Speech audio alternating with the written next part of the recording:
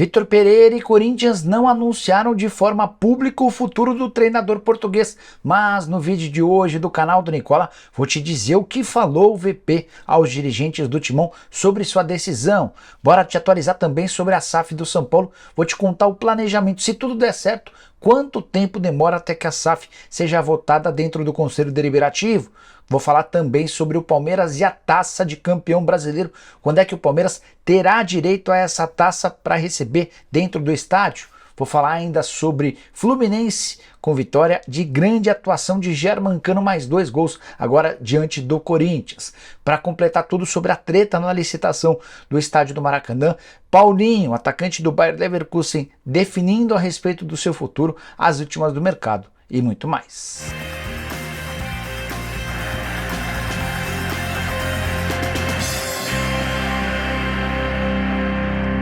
Fala aí pessoal, sou Jorge Nicola, bem-vindos a mais um vídeo do canal. Ótima quinta-feira a todos vocês. Sem perder tempo, só queria pedir para deixarem like, se inscreverem no canal e assistirem com atenção a essa dica.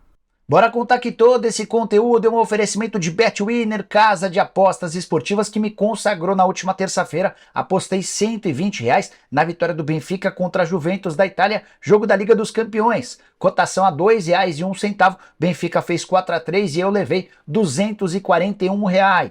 Tô aqui no site da BetWinner e para apostar é super simples, vou clicar em esportes, depois em aposte no seu time nacional. Vou ser direcionado para a página com os jogos do Campeonato Brasileiro nessa quinta-feira. Tem Fortaleza e Curitiba, São Paulo e Atlético Goianiense, Atlético Mineiro e Juventude, Cuiabá e Avaí. A minha sugestão de aposta é de vitória do Fortaleza, do São Paulo e do Atlético Mineiro. É uma aposta tripla. Dessa maneira a gente vai pegar R$2,92 como cotação. Vou apostar R$100 com um retorno de 291. Bacana, né? Outra sugestão que eu quero dar para vocês, uma aposta simples na vitória do Cuiabá contra o Avaí, jogo de concorrentes contra o rebaixamento. R$50 tá bom, né? Para voltar, 87,25, vou fazer essa aposta também. Pronto. Viu como é fácil? Para começar a apostar agora mesmo na BetWinner é só pegar o link que eu deixei no comentário fixo. Depois, no site, é só clicar em registro, preencher seus dados e pronto. Ah, não esquece que usando o código promocional Nicola1, você garante 100% de bônus no valor de qualquer depósito. Agora sim, bora começar o vídeo com o tradicional giro de notícias e a primeira informação é sobre o Palmeiras, que não se sagrou campeão na noite dessa quarta-feira. Para que isso ocorresse, Internacional e Corinthians não poderiam vencer. Durante boa parte das duas partidas estava dando isso, o Palmeiras poderia se sagrar campeão durante a noite de quarta-feira, mas o Internacional virou e somente para sábado é que o Palmeiras pode matematicamente se sagrar campeão. Um pouquinho mais para frente ainda nesse vídeo dou detalhes a respeito da entrega da taça. Bora falar também que o artilheiro da Série B, o Gabriel Poveda, participou de uma live aqui no canal do Nicola nessa quarta-feira para falar um pouquinho sobre o seu futuro. Ele revelou que recebeu uma oferta oficial do Juventude na metade do ano, mas preferiu continuar no Sampaio Corrêa, onde já tem 18 gols, são 4 de vantagem em relação ao Diego Souza e ao Luca, seus principais perseguidores.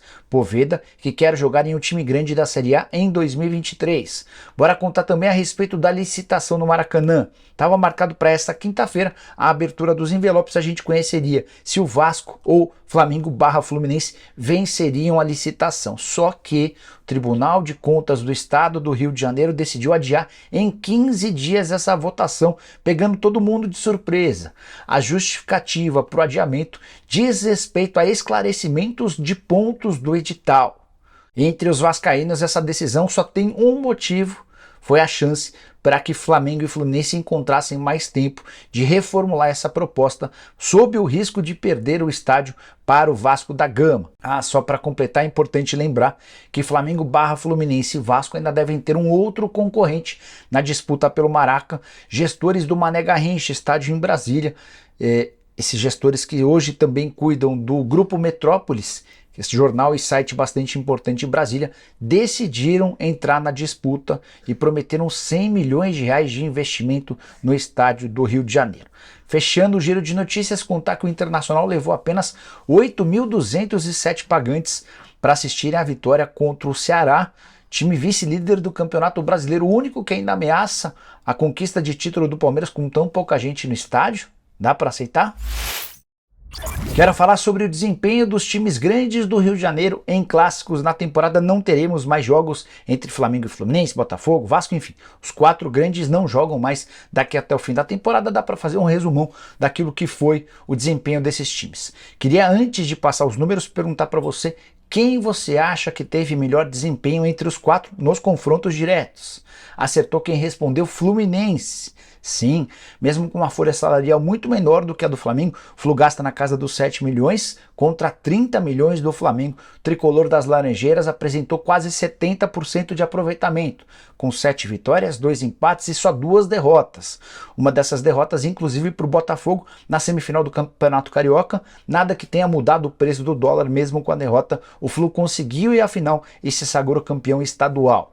O Flamengo aparece com o segundo melhor aproveitamento, 57% dos pontos, 6 vitórias, 1 empate e 4 derrotas. Botafogo teve 3 vitórias, 1 empate e 5 derrotas, enquanto o Vasco, 5 jogos contra seus rivais. Nenhuma vitória, nenhum empate, 5 derrotas, 0% de aproveitamento. Antes de mudar de assunto, só chamar atenção para o ótimo desempenho do Fluminense contra o Flamengo. Foram 5 confrontos, com 3 vitórias do Flu, 1 empate e mais uma derrota. Há bastante tempo o Fluminense é a maior pedra no sapato do Flamengo. Quero falar sobre o Santos. O presidente Andrés Ueda afirmou de forma pública nas últimas horas que vai cobrar da CBF um ressarcimento financeiro por conta de erros de arbitragem contra o Peixe. Santos fez um dossiê com equívocos, com erros da arbitragem e também do árbitro de vídeo contra o Peixe ao longo do Campeonato Nacional. E, de acordo com o presidente Andrés Ueda, a conta será repassada à CBF, algo para lá de esquisito. Dá uma olhada na frase do dirigente, abre aspas: eu vou bater na porta da CBF e vou dizer, aqui está faltando tanto de dinheiro por culpa e responsabilidade da CBF. Aí depois ele até faz um meia-culpa, não culpa, mas responsabilidade. Como é que fica essa conta? Na visão dos santistas, o Peixe perdeu entre 9 e 13 pontos por causa de equívocos cometidos pelos homens do apito. Com 13 pontos, Santos teria garantida uma vaga na Libertadores da América da próxima temporada. Resta saber como é que foi feita essa conta e se todos os outros times também apresentassem os seus erros contra, é bem possível que a tabela de classificação fosse completamente diferente. Queria saber a sua opinião a respeito do árbitro de vídeo e também sobre a reclamação formal do presidente do Santos. Tá certo, tá errado? Use o espaço para comentários e deixe a sua opinião. Quero falar agora sobre Paulinho, atacante do Bayer Leverkusen. Foi utilizado nos 15 minutos finais do empate do Leverkusen contra o Atlético de Madrid, empate que eliminou os 2 times da Liga dos Campeões. Agora eles vão brigar na última rodada da fase de grupos para ser terceiro no grupo, tendo a oportunidade de chegar à Liga Europa. Mas queria comentar algo que ele falou à TNT Sports depois da partida. Vocês sabem que o Paulinho tem contrato com o Leverkusen somente até junho do ano que vem e há bastante tempo tenta deixar o clube alemão. Paulinho afirmou o seguinte, abre aspas: voltar ao Brasil é uma possibilidade. O que eu posso afirmar é que, em janeiro, vou assinar um pré-contrato com outro time e todos vão ficar sabendo mais ou menos para onde eu vou. Fecha aspas. A notícia causou alvoroço entre torcedores de vários clubes do futebol brasileiro. É que o Paulinho já foi especulado no Atlético Mineiro, no Vasco, no Palmeiras, entre outros. As ligações são explícitas. Paulinho tem ligação com o Vasco por ter sido formado no clube. O barulho em volta do Palmeiras não passa de uma especulação, mas já existe há semanas. Sobre o Atlético, o Galo foi um dos clubes que mais conversaram com o Paulinho. O Rodrigo Caetano é fã do Paulinho e tenta convencer o atacante de só 22 anos de idade a assinar esse pré-contrato. Não há uma informação oficial, mas, a julgar pelo que eu consegui apurar, hoje o favorito a ficar com o Paulinho é o Galo. Tudo por causa do Rodrigo Caetano. Ninguém vai admitir de forma pública, mas a tendência é que o Paulinho assine o pré-contrato a partir de 1º de janeiro e se mude para o Atlético Mineiro no segundo semestre de 2023. Um golaço da diretoria do Atlético, caso isso se confirme. Jogador que havia sido comprado pelo Bayer Leverkusen do Vasco por 18 milhões e meio de euros em 2018. Preciso falar com vocês sobre Germán Cano, atacante argentino que meteu mais 2 gols nessa quarta-feira na vitória do Fluminense contra o Corinthians na Neoquímica Arena. O Cano não para de quebrar recordes. Com os 2 gols, Se isolou ainda mais na artilharia do Campeonato Brasileiro, já são 20 na atual temporada.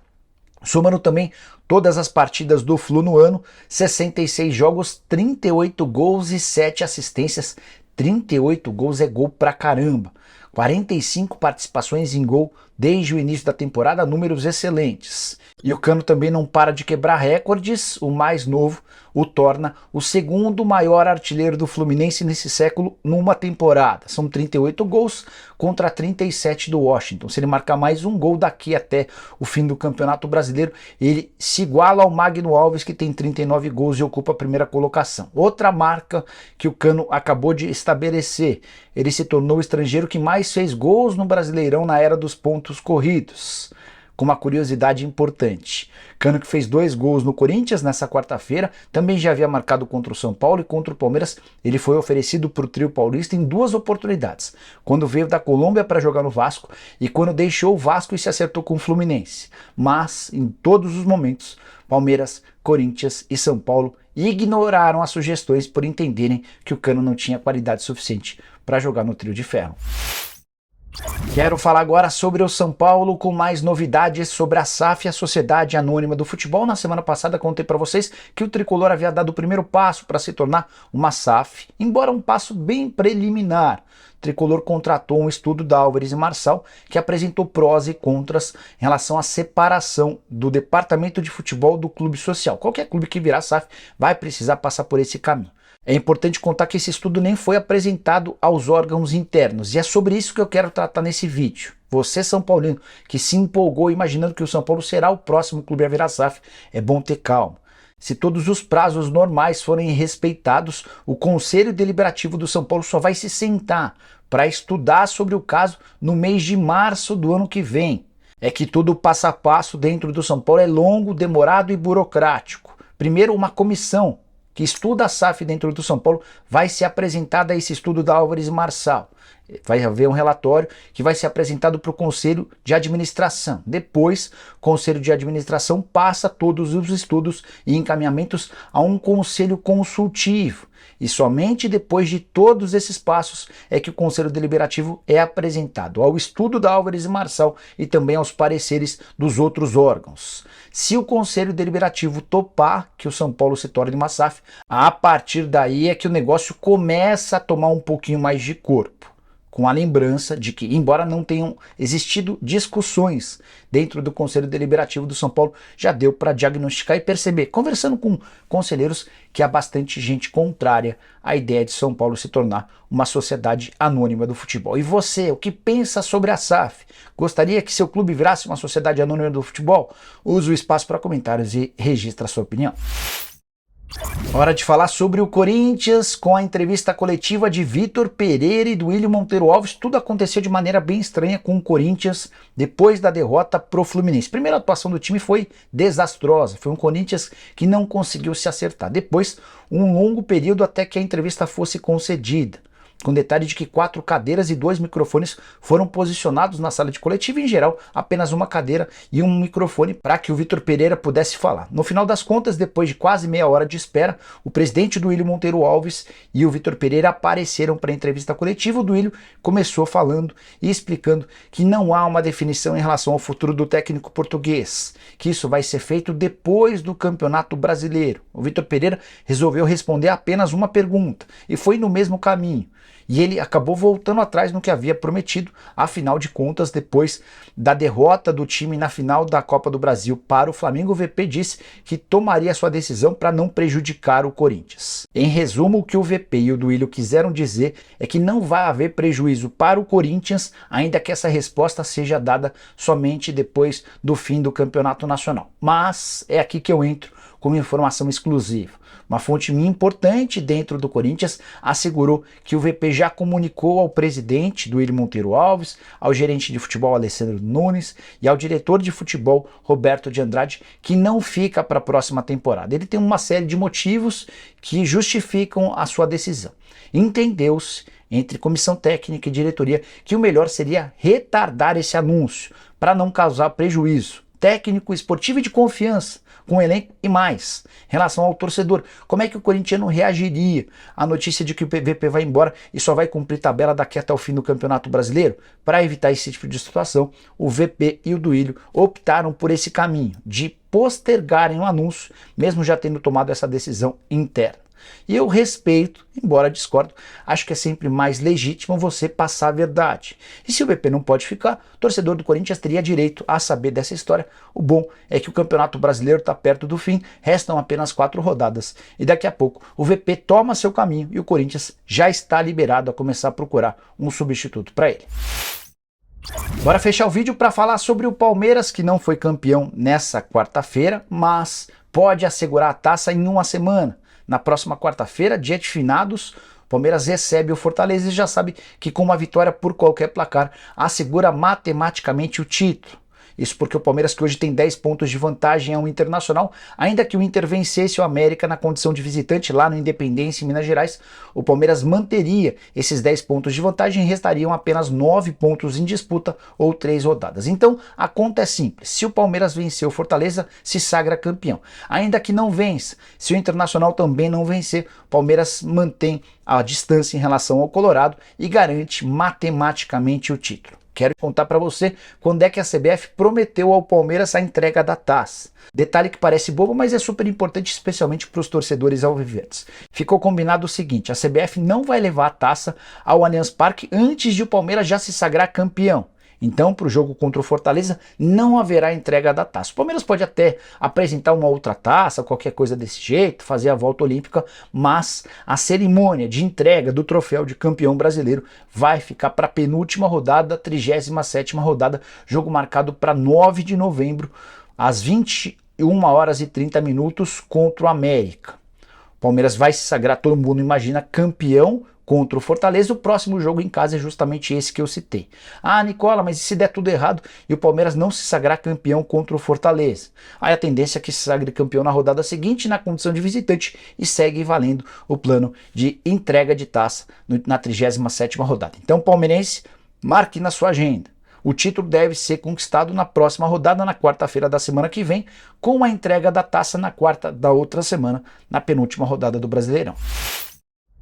Bom, pessoal, eram essas as informações que eu queria dividir com vocês nessa quinta-feira. Quem curtiu o vídeo, deixa like, se inscreve no canal. A gente volta à tarde com mais um vídeo. Tem programa do Nicola a partir das 7 da noite. Abraço, tchau!